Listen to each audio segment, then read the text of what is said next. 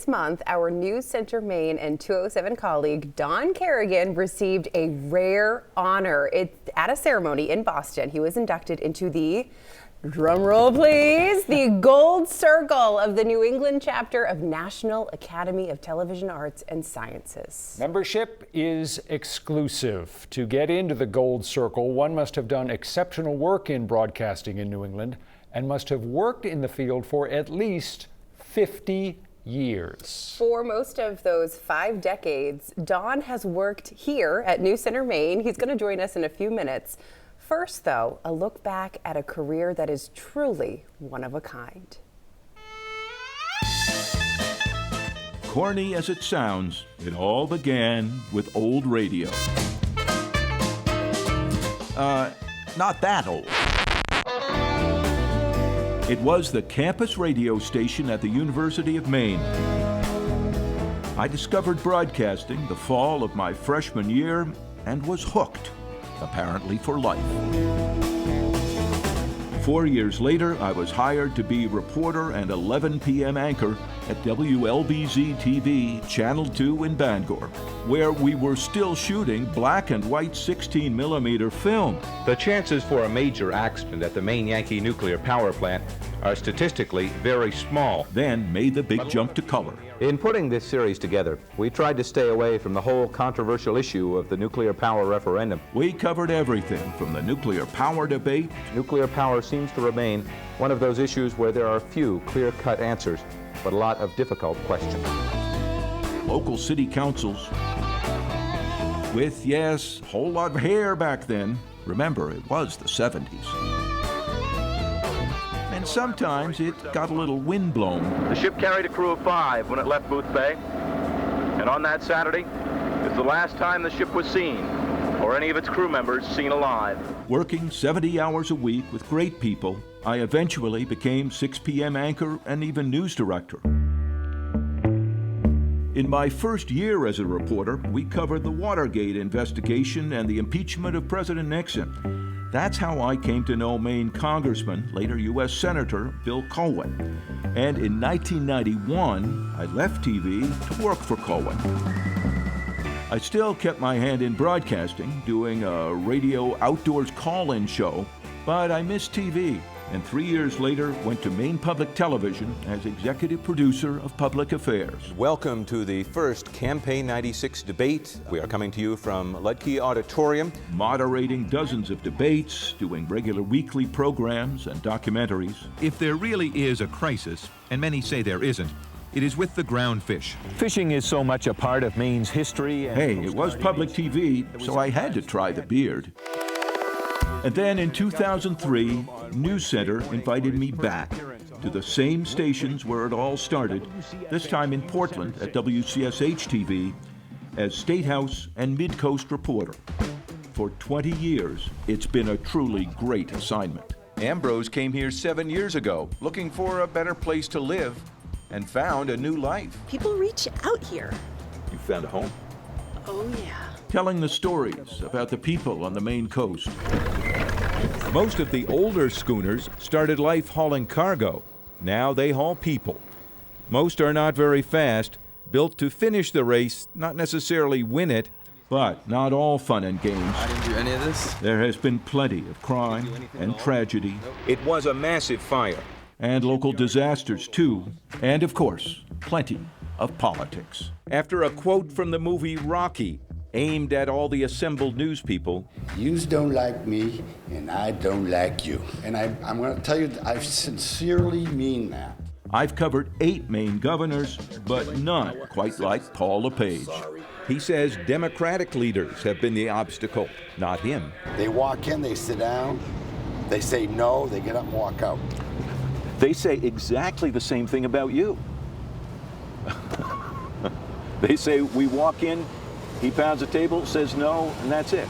They've said exactly the same thing that you just said about them. That's the impression I get of both of them. Secure the corner. I got to cover Maine National Guard soldiers preparing to go to war in Iraq, and join Mainers as we mourned when some of those soldiers came home in coffins. But also when we all cheered as most of those soldiers came safely home.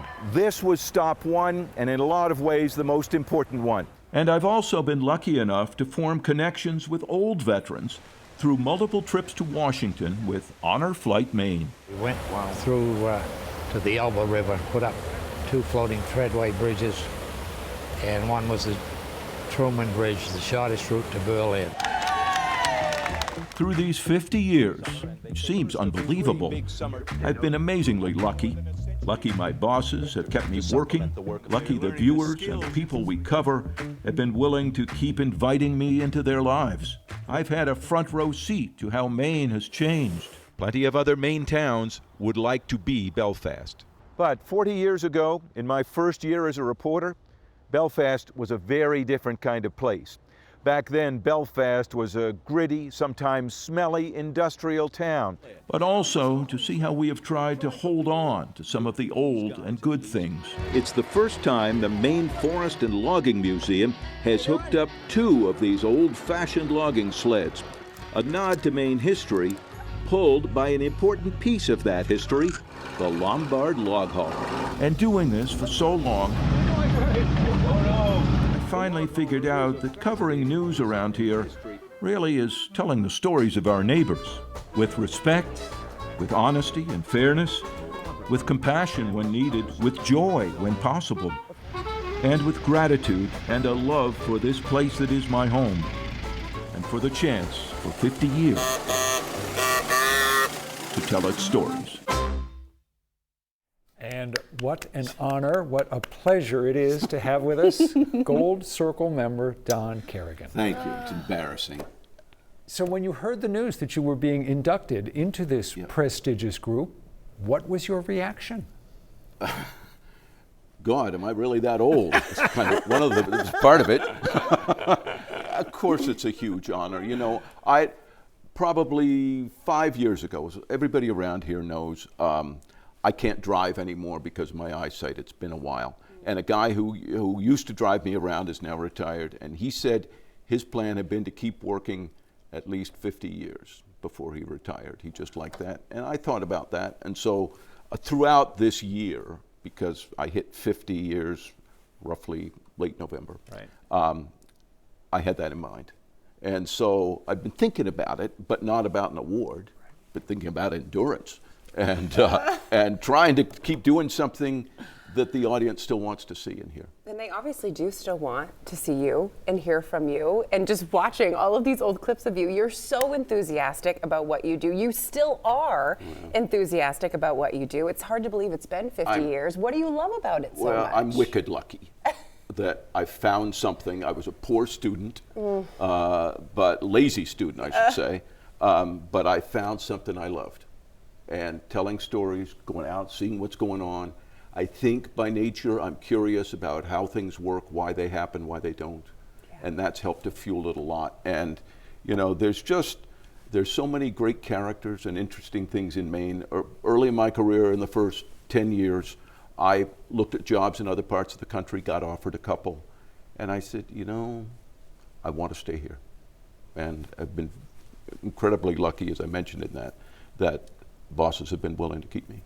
And that's what I think has really kept you going. I can't imagine if you had moved to New York or Pennsylvania or Missouri or someplace, I can't imagine that you'd have done it for 5 decades. No, I don't think so. I mean, you got to love where you are, you got to love what you do, and the people in the huge sense, you guys, the co-workers, the audience, they love the people that you do it with.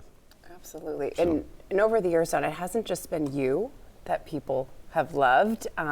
Your pets have also made some debuts on air as well. So who do you think people are going to remember more at the end of everything? You or Togus or the dog? So let me tell you a story about that. Yes, I had the famous dogs that time that we all remember. I was a few weeks ago. I was dropping off something at the house of our photojournalist Kirk Craddy's future mother-in-law, dropping something off, and she was talking to me in the doorway, and I had a friend there visiting. She said, "Oh, look who's here!" And the woman came out and looked. She said, "Huh, the cat man." So that puts the humility to it right there. You know, the whole business with Togus the cat, for those of you who don't know about it, look it up. It's way So too long to good. explain. You know, So good. I'm just so lucky that it's all worked out. We're We're lucky. The viewers are lucky. And it's been such a pleasure to work with you. Thank you so much. I'm hoping that I don't have to be done yet. Not ready to retire quite yet. There's a lot. I keep thinking of all these stories that I still want to tell. All right. So we'll see. Come back and see us tomorrow. Thursday. Thursday.